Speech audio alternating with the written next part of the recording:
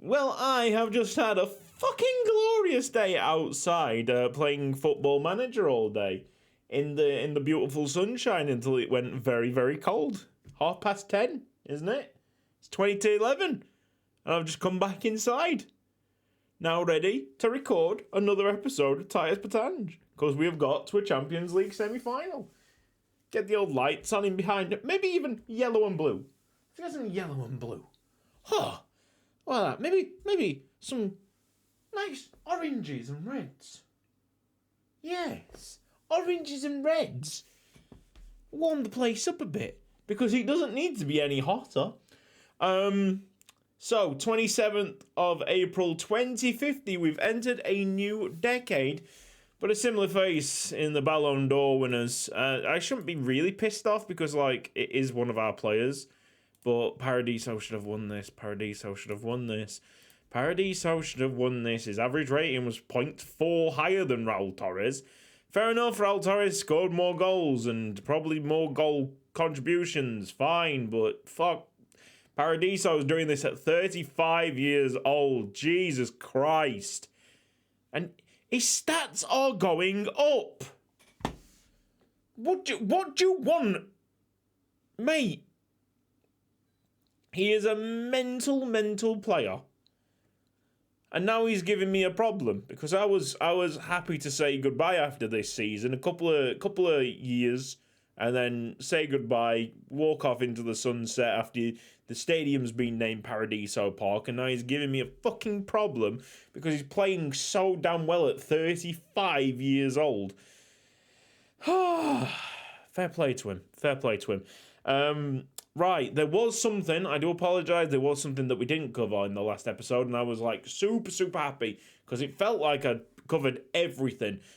No, the transfers in I hadn't covered, so let's go through all the transfers in, okay? From the start of the year, Martin Alderton came in from Tottenham, I believe, a striker, English striker, 60 million rising to 72, a very, very heavy purchase, that one, but he comes with a glowing report, so let's see how that comes. And I think it might have been in a year where I wasn't spending a lot. This was a pre-agreement from when he was about 17, maybe even when he was 16. Then we have Dino Battaglia, who is in under 18s. A Portuguese winger, maybe for the future, but he is a right-footed player on that right wing. I don't know. Haito, a Brazilian fullback, got the 5-star potential. Can he become another key ingredient? We've had so many Brazilians at this club already. Can he be the next one?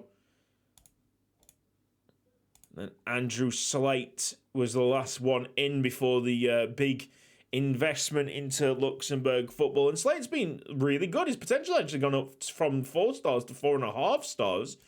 Go on, Andrew Slate. And then obviously 10 million. Yeah, okay, it's all the way down to there to Mama. And then we get to October signings, late October. Mikel Gogni, who is out on loan, it looks like right now. 4-star player, signed up from Real Sociedad at £32 million. Yikes. David Campbell came in from Leicester, an attacking midfielder. Want to try and train him up to be a striker, only 4-star potential. Let's see what the future holds there. 22 million rising to 28.5. Dominic Jennings, £3 million, a fullback, a right back. Temperamental personality, needs to, cut that out a little bit, but rather cheap in from Liverpool at 3 million. Aritz Baraza, a goalkeeper, a 4.5-star goalkeeper, another personality that I'm not really happy with, but it seems like all the bright young things have got, really weird personalities. And Lighthearted is another weird personality, although it's not a con in this game. It's just, one of the. I think it'll be a neutral personality. I don't think it'll help the player that much. Jay Tozer, a fullback. Very strong on his left foot, strong on his right. 29 million in from Arsenal and 5-star potential. Let's see how he gets on. Sergi Quintia, a 4-star defensive midfielder in from Barcelona at £12 million. Jesse Van der Poel is back. Yes, he returns after selling him on as a 4-star player. Then his report going from 4 stars to 4.5 stars, and then from 4.5 stars to 5 stars. I decided, okay, we're going to bring him back. It was a very, very cheap move, thankfully. So it went from 6 million to 7 million to 8.25 million. So we're going to, keep him around for a little bit longer.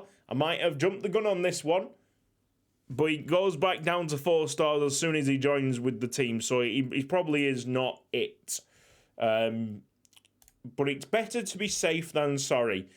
We get to the new year signings. So these are the ones from the latest shortlist. And boy, the latest shortlist really did have a lot of 5-star players. So this could be a very good year for the intake. Frank Ebert from Dortmund is a forward, a pressing forward, definitely with the speed. Probably, in fact, can't even change to a wing because the crossing is so bad. So it will be just a speedy forward. Then we got Samuel Diaz, a holding midfielder. Really, really high determination there from Real Madrid. Let's go back. So altogether, that's 24 million. 22 for the Dortmund lad, 2 million for the Real Madrid. Get him on the release clause. Very nice. Jamel Saidi, perfectionist. Love that. 5-star on the potential. Really good vision on the 17-year-old already. So, might be one for the future. Jesus Rodriguez, a midfielder, also from Real Madrid. They really like this lad, or they probably got him out on a. They probably had a contract on him that didn't have a ludicrous release clause, and we got him for £30.5 million. Look, I'm just splashing the cash. I've got it, so I'm going to spend it. Pedro Maya. I mean, there could have been... Look, there were 2 ways that I was going to do with this. I was not going to spend, and I was going to reach $1 billion in the bank balance, which is something that I don't think I've ever done. Or I was going to spend it. I was going to cover all the bases, every single good young player. And look, this year has been stacked with 5-star players, so I think it would have been stupid for me to just save the $1 billion, because, with a list of about 10 5-star... I think it might have been 10, 15 5-star players. Some of them are going to have potential abilities of 170, 180, 190. And it'll be all worth it at that point. Pedro Mayo, Spanish defender at 5'10". What's his crossing like? His crossing's not bad. He could become a fullback. So there you go. Atletico Madrid, 1.9 million. Absolute drop in the ocean. Pascal Nafal. Nothing. He's a mercenary. 5-star potential. Does have slight injury proneness. That is 10.5 million. I don't think we've seen a successful Austrian in the side yet. So here's hoping that changes. Edu Rubio joins in with his 5-star potential. How about that? The driven Spanish goalkeeper at 6'6", and another one that's strong on both left and right. Nice.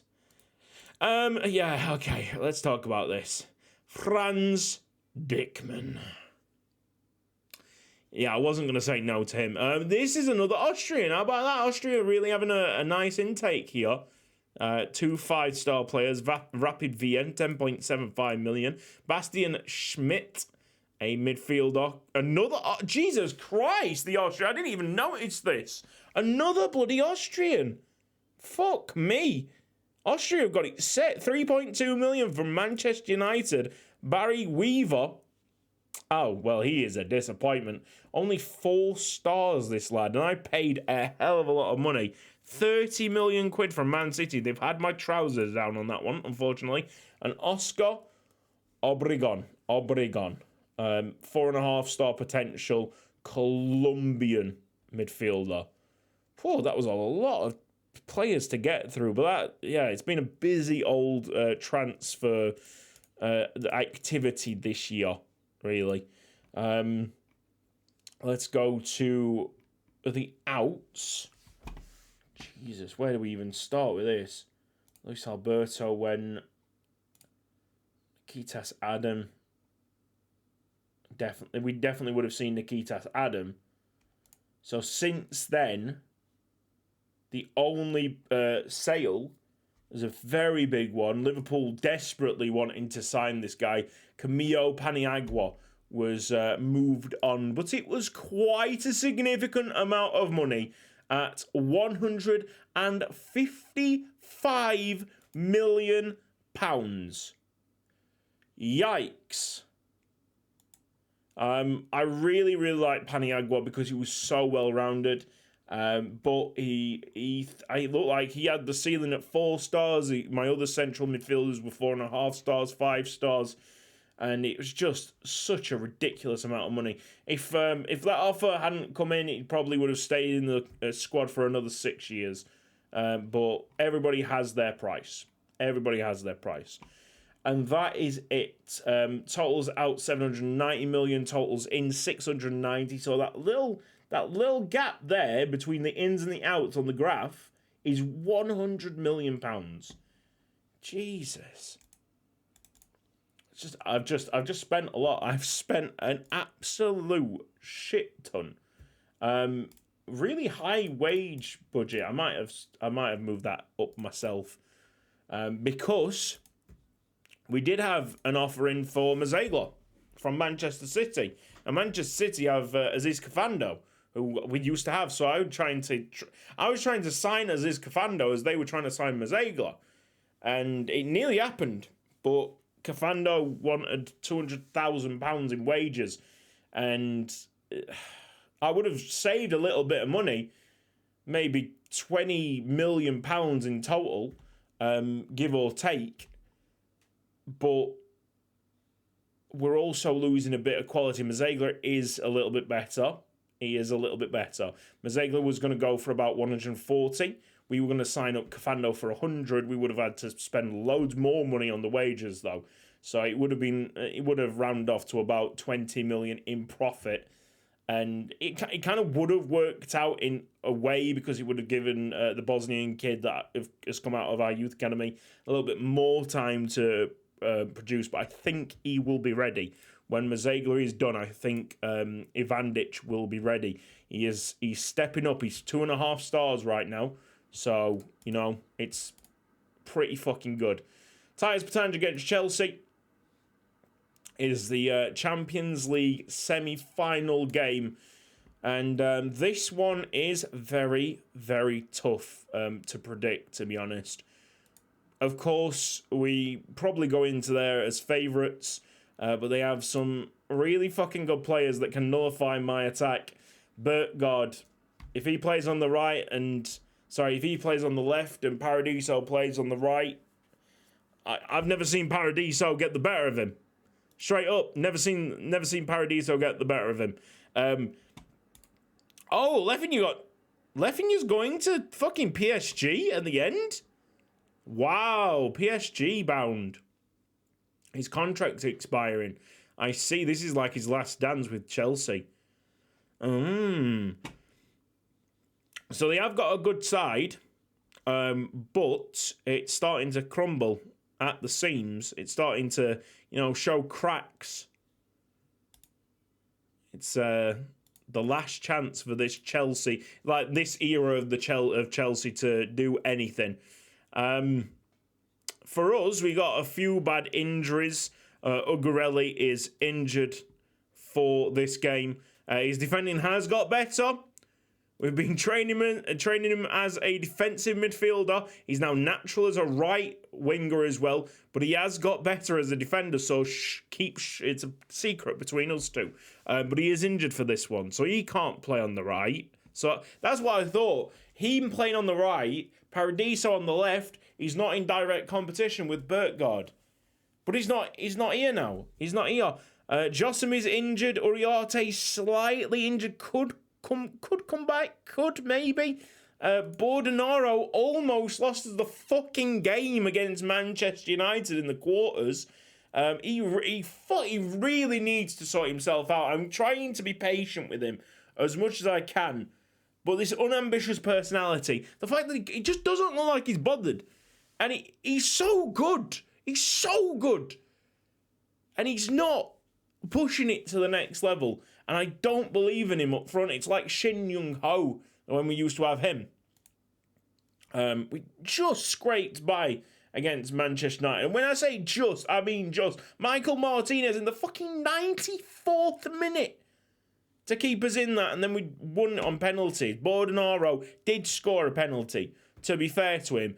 But Christ almighty. Also, shout out, Jeunesse d'Esch beat us in the league. I knew that we weren't going to go another 10 years undefeated. With 4 teams in the Champions League, there is going to be certain situations like this one here, away from home against Jeunesse d'Esch, where even though we slightly dominated, we didn't dominate as much as what we normally do. Even though we slightly dominated, we just couldn't put it away. Bordenaro couldn't put it away. 6.7 rating, mate. What are you doing? And, usually in these situations, well, Mazegla, when the chips are down, kind of makes some mistakes. But can I really complain about that? Like, in normal games, he's an absolutely magnificent goalkeeper. But when we're 1-0 down, and we're pushing and we're pushing and we're pushing, I do see him make some absolute howlers. Look, there you go. Jeunesse d'Esch. How long has it been since Jeunesse d'Esch beat us? Thankfully, we'd already won the league at that point. But it would have been a lovely, full win, no draws, league season if it wasn't for that 2-0 loss. All right, I don't know. I'm going to have to cobble together a team here. With Ugarelli out, Paradiso looks stuck on the right-hand side. I can't, because I could put Torres there, but Paradiso's not a forward. I don't really want Cavan here, to be honest. Even though Cavan has been magnificent. Top wonder kid in the world. In that top 50 wonder kids. Finally got the top wonder kid in the world. And yeah, quite rightly. Saran's absolutely insane. For his age, Jesus. This guy could be better than Ugarelli at a point. Especially if he doesn't suffer any injuries. Yeah. I did get one of the staff reports, one of my coach reports, saying that he could slightly be better than Paradiso. Oh yeah, that's like saying, he could slightly be better than God. Right, yeah, what, yeah. Will he be though? We'll have to see. So, without Paniagua in the team anymore, got Martinez and Cardenas in. Still not liking the big games, which is a bit of a weak spot. But he is a better midfielder. If the stars are to be believed, he is a better midfielder at 5 stars. Martinez, 5 stars. Paradiso's dropped to 4.5, probably with age. Agresta's doing some good. I mean, Agresta's growth has been pretty tremendous through the year. Let's crack on. Let's do it. 2 legs. Titus Pétange against Chelsea.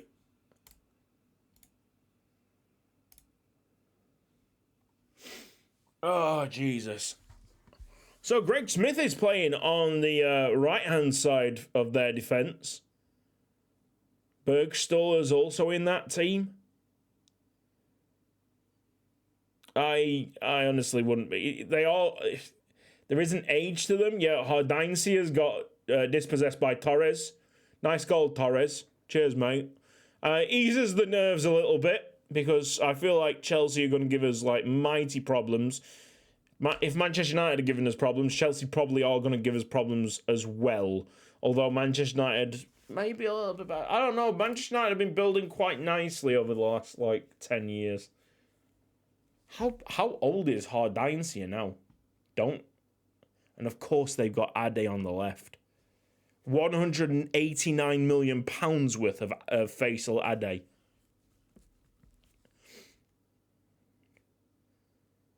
I mean, if Saran wants to kind of show off why he's better than Face Lade here and now, the young Serb, the young cheap Serb, I mean, I won't mind that. Unwakali. Cardenas is going to intercept that.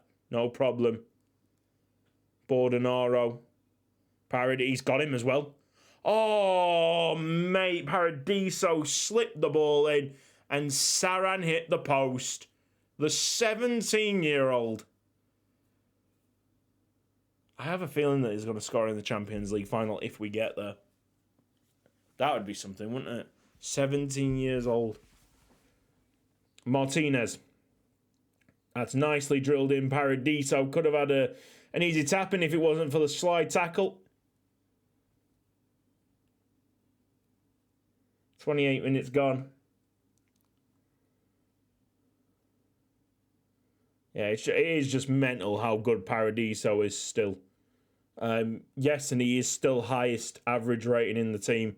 Of course he is. I think he's going to be that until we finally let him go. Do we have the bollocks to let him go? I really want to move on for next season, but 189 million they gave me for Face Lade, and I replaced him with a £5.5 million player from one of the Serbian clubs, Red Star, I think.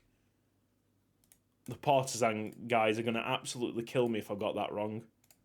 Savo Saran, Red Star, 5.5 million. The cheek for a 17-year-old to score in the Champions League semi-final. The cheek of it. How good is that kid? 2-0 Titus Pétange. And, yeah, all in all... Oh, nice take by Rodwell. Good save, Mazagor. All in all, there has been a bit of a drop-off here of Paradiso. He's on a 7.1. But, once again, your man at left-back, Berkgaard, Mr. Berkgaard. Is it Frank Berkgaard? It's a great player. And he's only 30.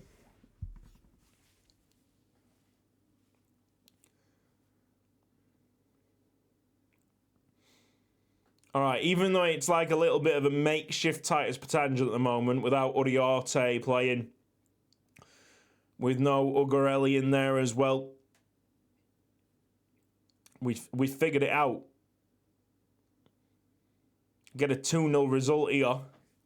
Very close on the match stats. And we're taking something really positive into Stamford Bridge. However, Ade's got the corner kick. Drops to Munoz on the volley. That's blocked. Mamatovic is playing for Chelsea, of course. They got a steal with him. Booth has absolutely slammed it home. Looked like he was onside. For me, it looked like he was onside. Probably the goal's probably awarded here. Yeah, he's definitely awarded. Okay, 2-1. More fairly represents what has happened today. Yeah, we will be stronger in the second leg, but it is away from home. So, swings and roundabouts. We've got the Luxembourg Cup in between. We've also got someone joining Titus Pétange. Maulu. There it is, Saran, showing pleasing... I mean, he's a joke, isn't he? He's actually disgusting. Very, very good. Very good. Real Paradiso vibes. I think me and the staff members, I think we're all invested in this kid because we know that he's going to be very special. So, lack of Ugarelli hurt Titus Pétange, I believe that. Oh, this is a good player as well. Alberto Torre with his 5-star potential coming in. Confirm that. We should have confirmed this a long, long time ago, but he didn't want to enter negotiations because he'd just signed a new contract at Benfica. But that is now confirmed, and he's probably moving immediately since he is in the EU. 24.5 million. That's praise Saran for his good training. So it's Schifferlange in the cup.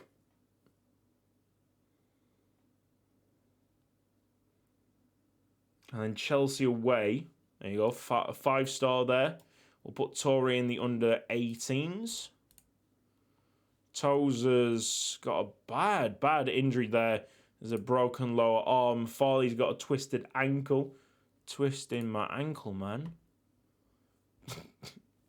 We do have a bad injury somewhere. I think someone broke their leg at some point.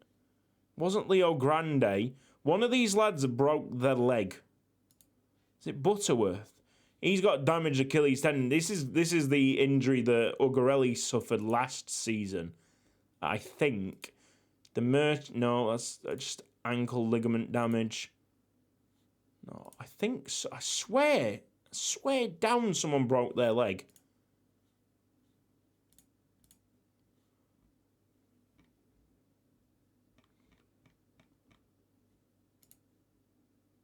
No, I can't remember. Obviously, I am thinking, imagining things.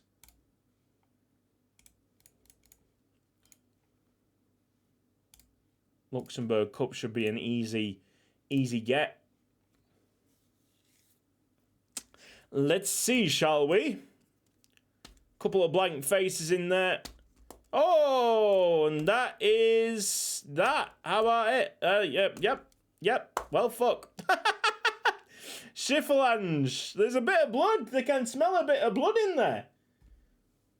Just realised how fucking orange the background is. Jesus. Yeah, there you go. They can smell a bit of blood in there. And Schifferlange are the second Luxembourg team to beat us this season. He's not bad, that South African striker. Some good players. There's some great players in Luxembourg now. And you know what? It's all mine. You know what? We don't win that, but we do actually win that because it's all me. It's all my work. Why we're in this situation in the first place. Congratulations, Schifferlange. Schifferlange should be proud of themselves because they've done some magnificent things this save, beating us. The first team to beat us in, 11 fucking years? Like, Jesus Christ. 11 years, 11 months. Probably 11 days. Oh, we got them in the league as well. We'll batter them in the league since we'll be at full strength, hopefully.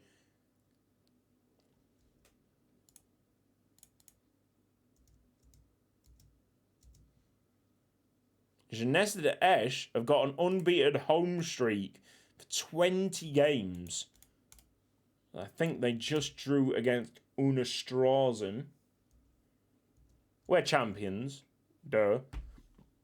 We're champions by 12 points with one game to go. And that one game is against second, so should be a good one. Uriarte's back. Someone else is back as well. Yeah, it's a stronger team. Now, where's Raul? Raul Torres is now apparently not fit enough to start this. We've got to start this. Bordenaro, I can't trust. Sorry, lad, I just can't trust you, lad. Sort your personality out, mate. It's going to be the death of him. Got so much quality. He needs to stay. Honestly, I think he needs to fail before he succeeds. He might be one of them players what makes a big mistake and then realises that he has to change his ways. Because I've seen that in Football Manager, players vowing to change and that, and vowing to rectify mistakes of the past. He's in a mentoring group with Paradiso, Torres, one of the other really good personality forwards. Like, he's got all the help there. Ruiz, I mean, that's just disgusting by Ruiz. Ade to score against us. Great save, Mazegla. Great save.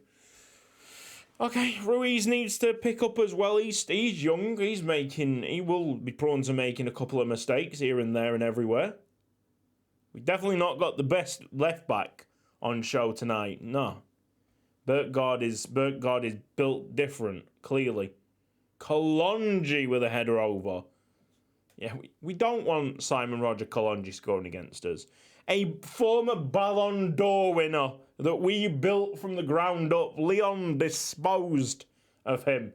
That's still a marvellous, fucking amazing story, isn't it? Just seeing, oh mate, they are fresh in comparison to us.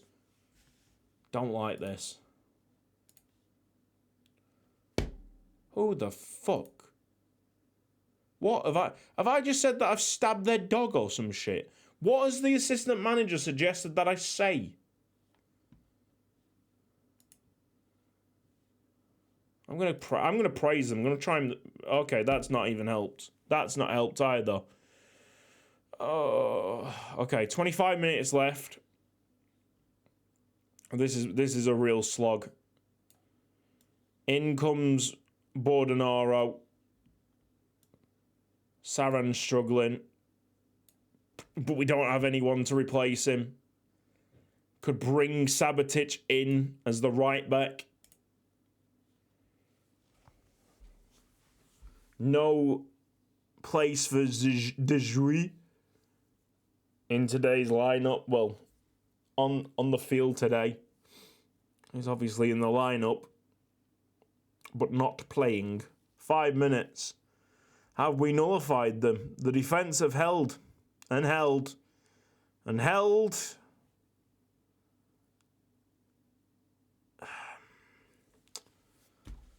Well, I'm sorry about that, guys, but I'm absolutely fucking thrilled. Joel Shackleton Dodd with a man of the match display, a great defensive performance by our lads, and we just saw it out. That was just super professional. Bit boring.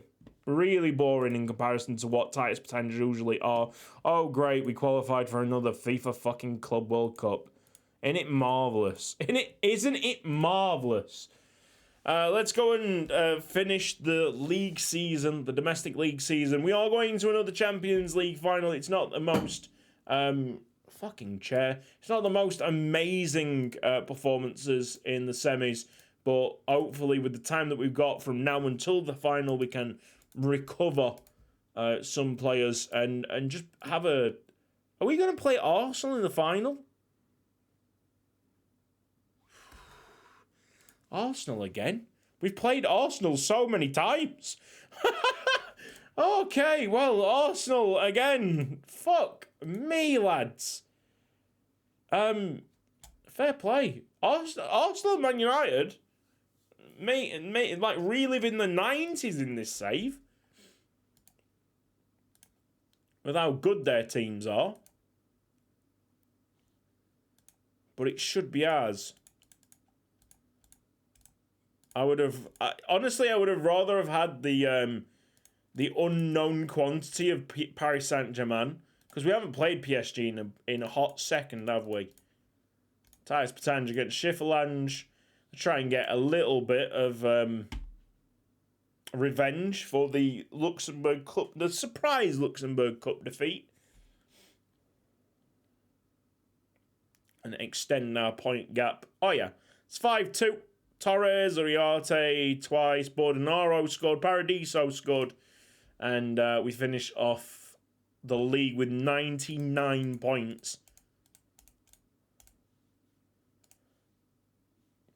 And got some big-time managers like James Ward-Prowse, who's managing Bayern Munich at the moment, watching our players. Ward-Prowse is a very good manager in this save. If you haven't seen him, we'll get there. I know that... actually, you know what? I'll keep it a surprise, all right? So, yeah, Ward-Prowse is sick. Amazing. But guess who's managing Real Madrid? give you 1 second. I think they're managing Real Madrid. Okay, if it's not, then I do apologise. Yeah, it's Zlatan Ibrahimovic. Yeah. He's fucking motivating. He can't motivate for shit. Holy moly. Zlatan does not do motivating. Oh, right, well, with that absolutely terrible impersonation of Zlatan Ibrahimovic, I'm out. I will see you when we're going to lift our 10th Champions League, touch wood, or MDF, or whatever this is, from China. Cheap. It's probably MDF. See you next time.